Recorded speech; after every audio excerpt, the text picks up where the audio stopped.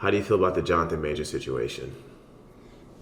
The Jonathan Major situation looks like he's in a pending case between some sort of domestic dispute he had going on, allegedly. Yeah, that happens. Real life happens in this industry. Real life continues. And so, with that being said, I don't know what happened with that. I don't know if it's true. I don't know if it's not. I just know that real life continues. There's a lot of different things that come about that, I would never foresee from certain people. And it may have truth to it, it may not have any at all. So I'm kind of just waiting for that to roll out and letting all the information from that come to play and fruition. Sounds like they're in a long-term relationship. Sounds like they did get into some sort of domestic dispute. But the key word that I'm saying is sounds like. There's nothing factual about anything I just said. So, Yeah. What's your thoughts on it? For sure. For everyone who doesn't know about the Jonathan Major situation, basically what happened was he was with his girlfriend at a bar, and when they were driving home in an Uber or a taxi, she saw that he was texting on his phone, and I think that she was wondering, was he texting another girl or whatever, but something happened where physical altercation happened. We don't, allegedly she's saying that he strangled her, held her, hit her, yada, yada, yada. This is allegedly.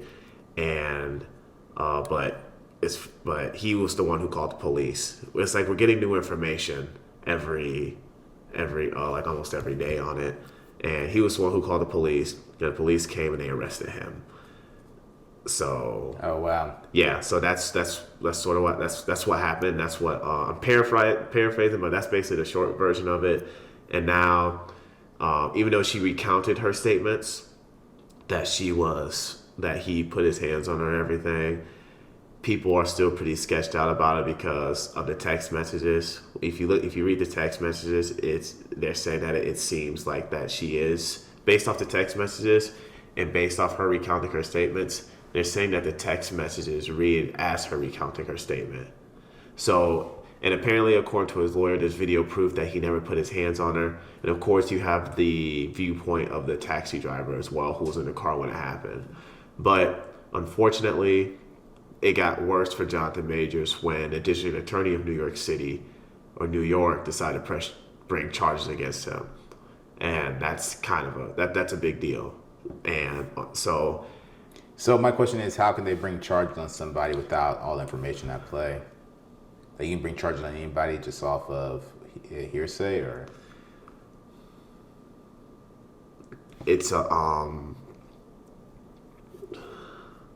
unfortunately, depending on what state you live in and depending on where you are, if the district attorney of any city feels like that there is enough evidence against you to bring charges against you, no matter what the victim says, right? The alleged victim, even if they feel like they have enough proof, they will bring charges against you.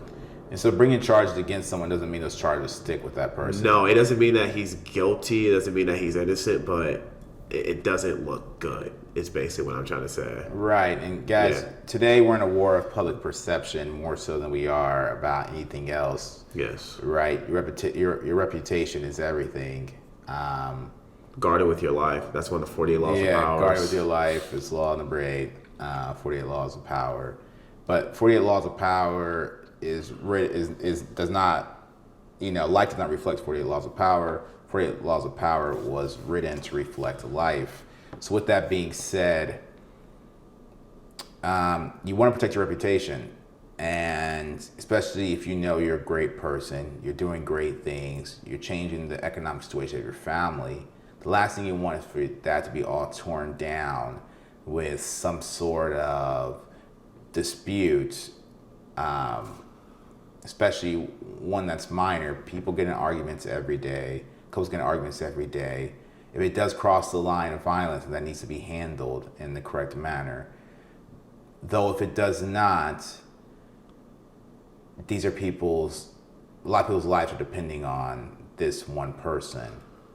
And we all make sure everything's up to speed here. We have multiple cameras running now because we're a growing studio. So I'm gonna take a break here and tell everyone to subscribe, comment, and share. Definitely share. That's one of the most important ones. Definitely share.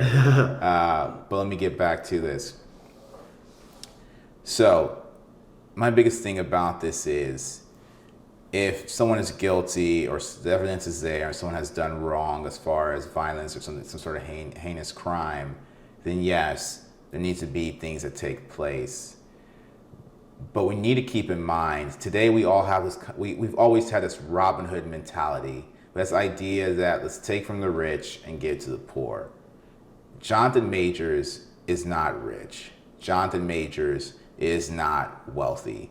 And I don't mean this in a way that tears him down, but it's because the people, his family's economic situation is still not in a favorable position. He has his daughter that relies on him. He has his mother, his parents, his family. Yes, they may feel they're doing better than some or whatever the case may be, but a lot of people feel that if you're an actor or you're a star, that you're financially sound and therefore you don't deserve any more blessings. Therefore, anything that comes against you, let's drag them through the mud on. Let's get them canceled. Well, there's a lot of people economically depending on him. Mm-hmm. And your immature, try to make every misery wants company personality, your misery wants company attitude is detrimental. And so I hope there's no one out there trying to drag them through the mud because they're part of this misery wants company bandwagon, because that's detrimental not only to the individual, but to the people who eat off that individual. And you're making the black economy take another hit that they didn't need to. And unfortunately, when it rains, it pours, because two directors came out and spoke, two named directors. You know how a lot of comments that people make about other people are usually anonymous? Well, two directors or two people that work with Jonathon Majors came out and spoke very negatively against him. I don't believe that they're true. I'm not bringing this up because I believe that they're true, but I think it just goes to show you how it feels like that the system is trying to bring him down.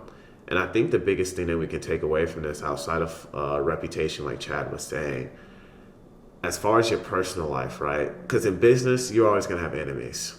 What did 50 Cent say? If you're not having enemies, you're not doing something right. That's going to happen. I think that without the whole stuff with his girlfriend, if those two directors was just to come out and say what they did, we wouldn't even be talking about this right now. It's not that big of a deal. In my opinion, it's your personal life that's more important. And who you decide to surround yourself with, who you decide to be around on a constant basis, will definitely impact who you are as a person, whether that brings drama into your life or not as well. Because I'm not trying to speak negatively about the alleged victim or anything, but obviously they have, I'm not saying this isn't the first time this happened, but they've had to have problems leading up to this. Right. You know what I mean?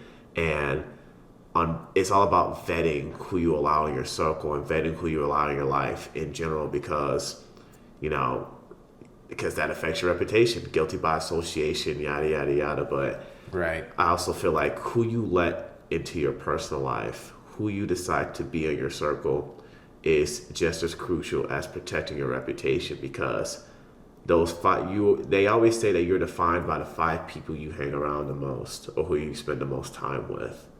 If you're around 4 miserable people, they want to make you the 5th. Yep, misery loves company.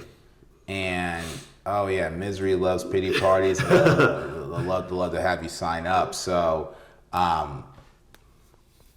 you will misery loves company, right? And if you're not part of that misery, you will be sworn in based off the people you surround yourselves with. And it's sad it's that way. It's been that way since humankind has been here. It's human nature. It's human nature. It's almost, I would say it's mammal nature. It's animal nature. The one that appears to have the resources, the one who appears to have a life that's a little bit more smooth sailing, whether it is or not, it's all based on perception. You're going to have this disease that's been around since the beginning of time, start to brew up in those around them. It's called envy. And the only way to escape envy is to limit your interactions with those who feel like they're shorted. You can give someone every dime that you're worth, but if you still have more notoriety than them, then they might find that still threatening. And it's just, you got to make sure that you're around people who are okay seeing you happy, okay seeing you win, okay seeing you do well. And a lot of times, the person in your relationship is not happy with seeing you do that. Exactly. And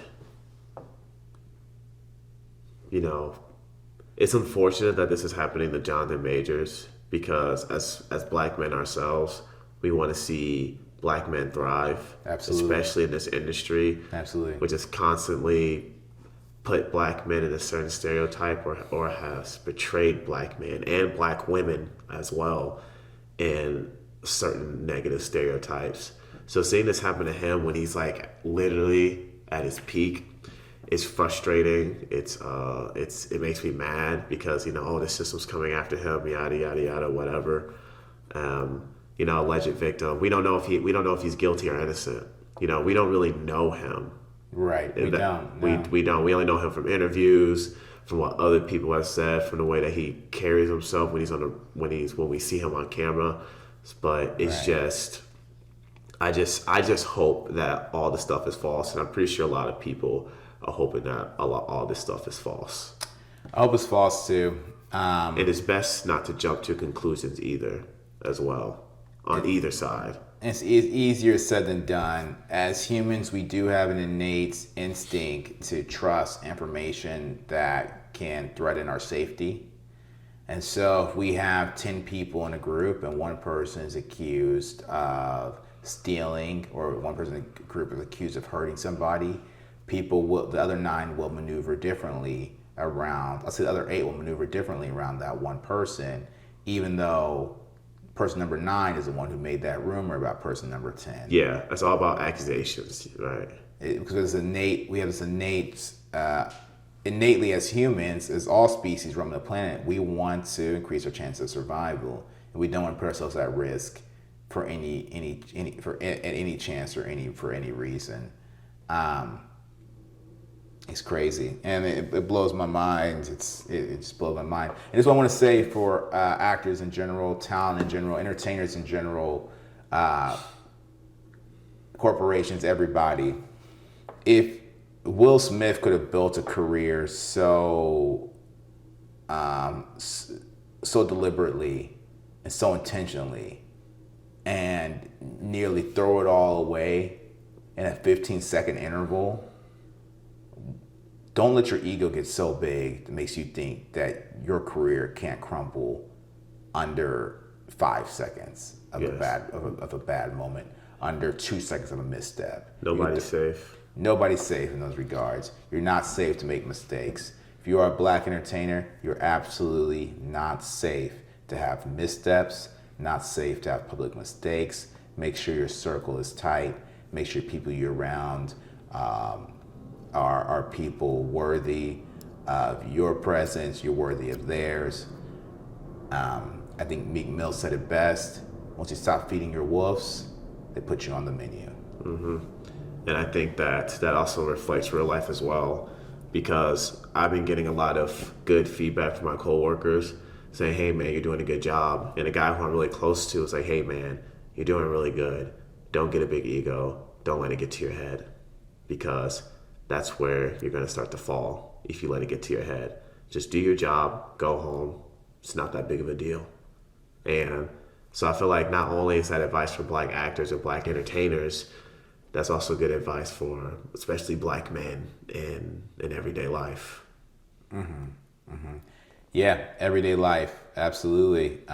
You can think about, and you can say men as a whole, So we're focused, and our target audience is our people. Okay, yeah, the target audience is our people. But we're gonna continue this conversation. It's a very important one, guys. Protect your reputation at all costs, and I hope that justice is served. It's just justice that needs to be served. It's Black Hollywood. Yep.